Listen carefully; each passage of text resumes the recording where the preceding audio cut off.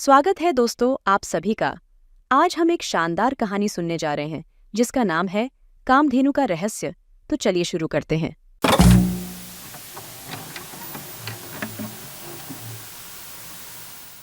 हिंदू पौराणिक कथाओं की प्राचीन कथा में दिव्य प्राणियों और दिव्य चमत्कारों के बीच कामधेनु नाम की एक रहस्यमय गाय मौजूद थी।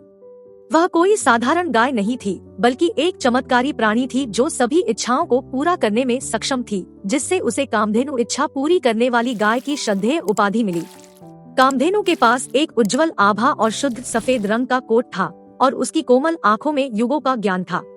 वह दिव्य लोक में निवास करती थी, शुद्ध हृदय और नेक इरादों के साथ उसके पास आने वालों को आशीर्वाद देती थी और वरदान देती थी।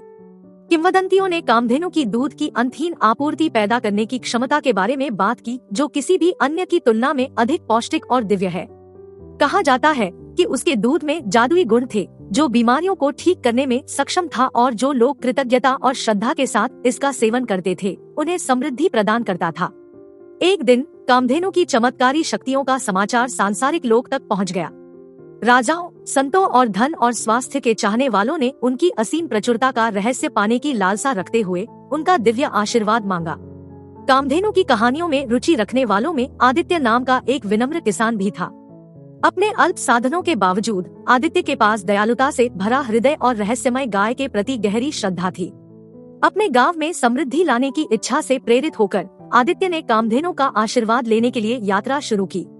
उन्होंने दिव्य क्षेत्र में गाय के निवास की कहानियों द्वारा निर्देशित होकर उबड़-खाबड़ इलाकों को पार किया और जंगलों से होकर गुजरे।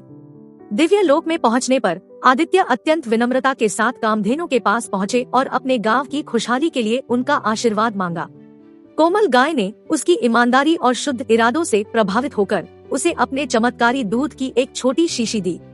हालांकि कामधेनु ने अपनी प्रचुरता के पीछे के रहस्य का खुलासा करते हुए आदित्य को सावधान किया। उन्होंने इस बात पर जोर दिया कि उनके आशीर्वाद का असली सार दूध में नहीं बल्कि निस्वार्थता और कृतज्ञता से भरे दिल से इसे साझा करने में निहित है। कामधेनु की बात का मर्म समझकर आदित्य दिव्य दूध की शीशी लेकर अपने गांव लौट आए।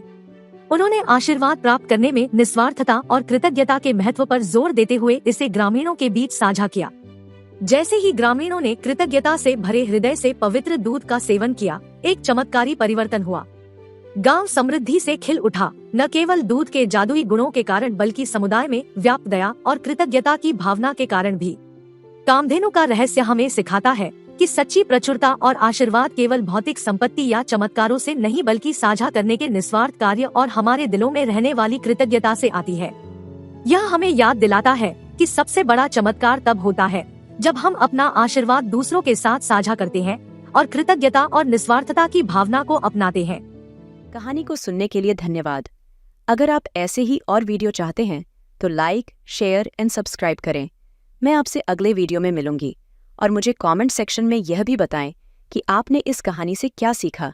चलिए फिर मिलेंगे। Bye bye.